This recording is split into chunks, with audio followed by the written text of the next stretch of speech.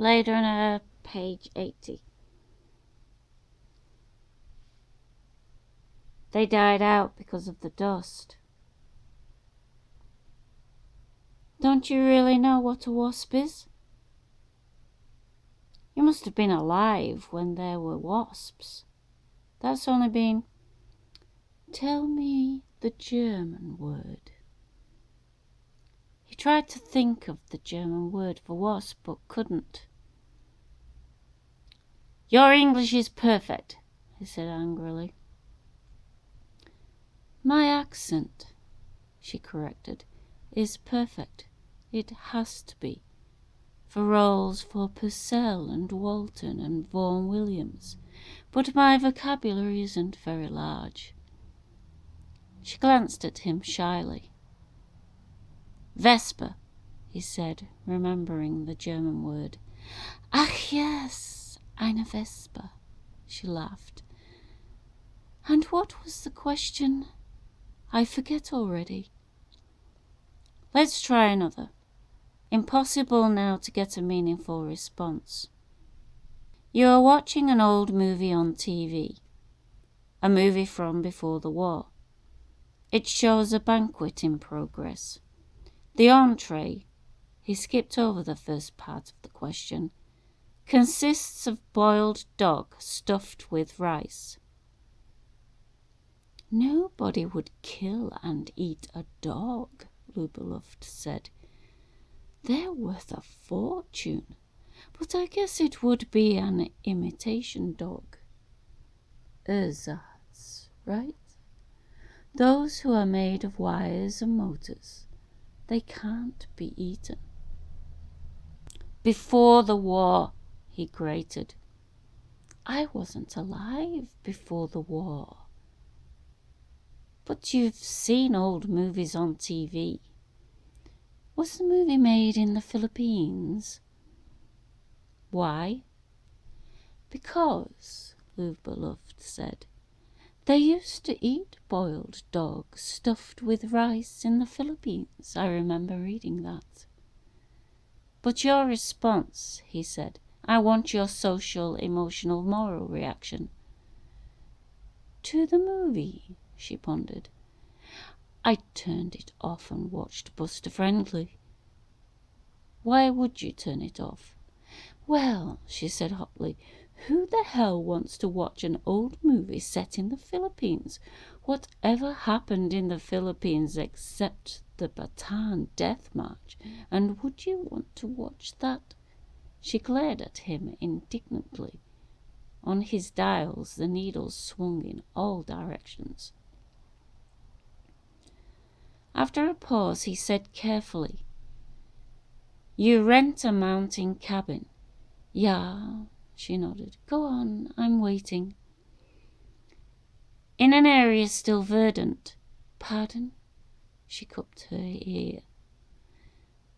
I don't ever hear that term. Still trees and bushes growing. The cabin is rustic knotty pine, with a huge fireplace on the walls.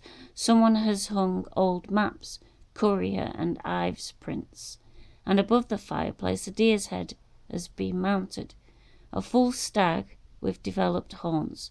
The people with you admire the decor of the cabin, and I don't understand Courier or Ives or decor, Luba Luft said.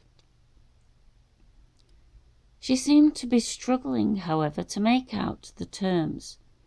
Wait, she held up her hand earnestly. With rice, like in the dog, Courier is what makes the rice Courier rice.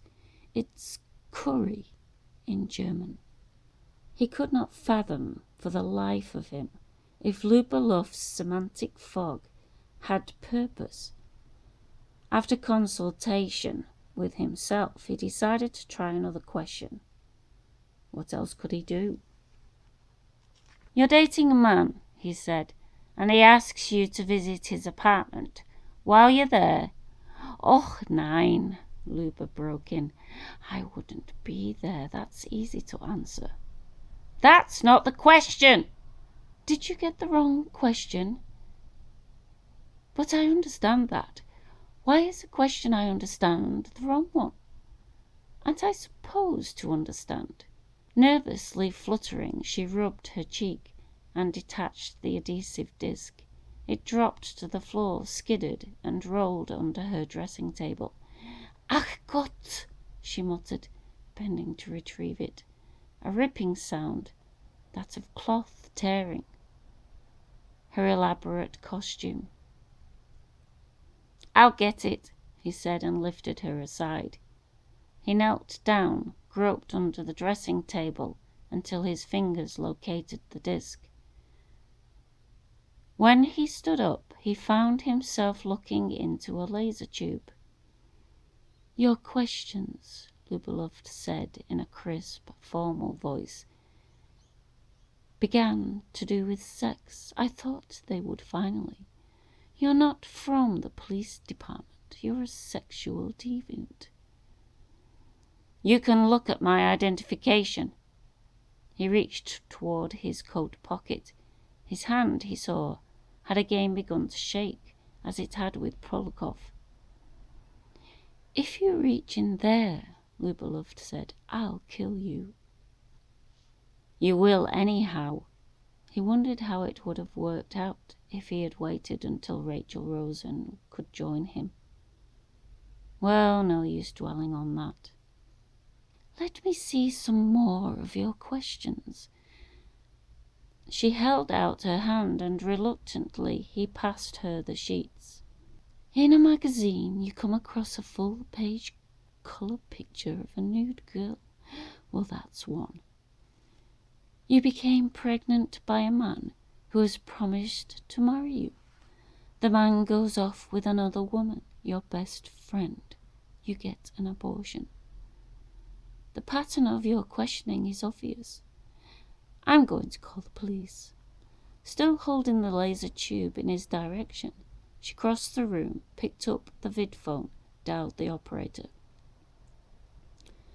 Connect me with the San Francisco Police Department, she said. I need a policeman. What you're doing, Rick said with relief, is the best idea possible. Yet it seemed strange to him that Luba had decided to do this. Why didn't she simply kill him? Once the patrolman arrived, her chance would disappear, and it all would go in his way.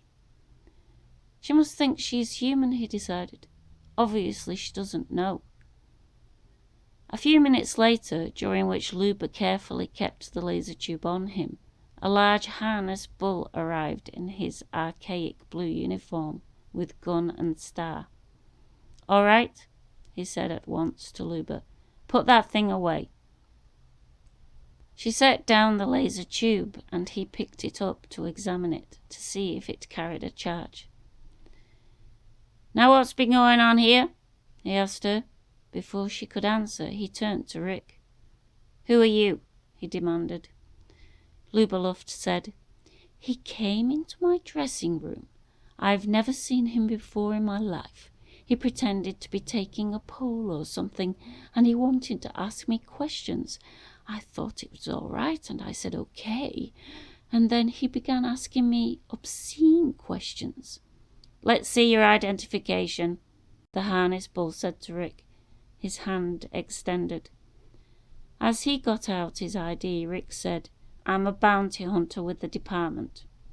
I know all about the bounty hunters, the harness bull said, as he examined Rick's wallet. With the SF Police Department. My supervisor is Inspector Harry Bryant, Rick said.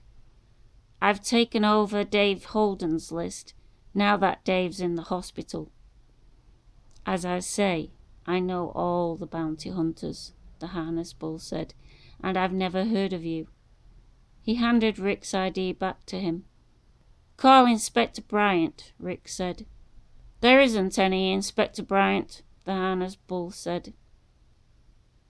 It came to Rick what was going on. You're an android, he said to the harness bull, like Miss Luft. Going to the vidphone, he picked up the receiver himself. I'm going to call the department. He wondered how far he would get before the two androids stopped him. "The number," the harness bull said, "is—" "I know the number." Rick dialed. Presently had the police switchboard operator. "Let me talk to Inspector Bryant," he said. "Who is calling, please?" "This is Rick Deckard." He stood waiting. Meanwhile, off to one side, the harness bull was getting a statement from Luba Luft. Neither paid any attention to him. A pause, and then Harry Bryant's face appeared on the vid screen. "What's doing?" he asked Rick.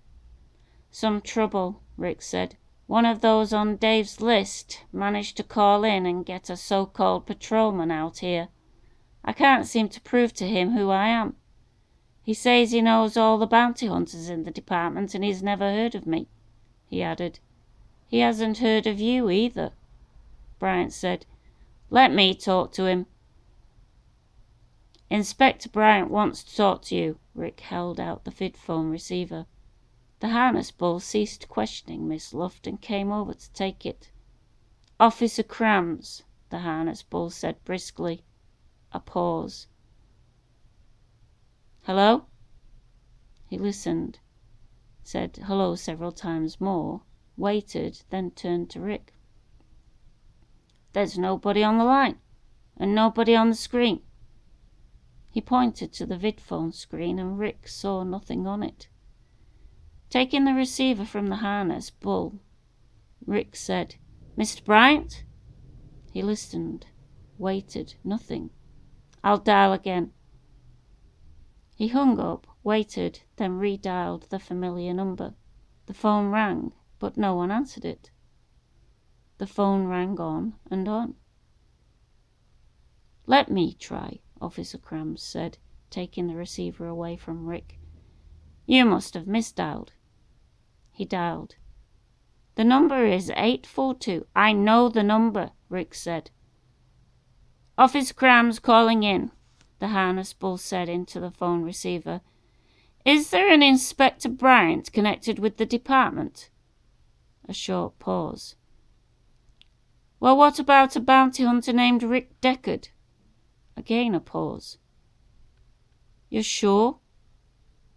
Could he have recently—" "Oh, I see. Okay, thanks." "No, I have it under control." Officer Crams rang off, turned toward Rick. "I had him on the line," Rick said. "I talked to him.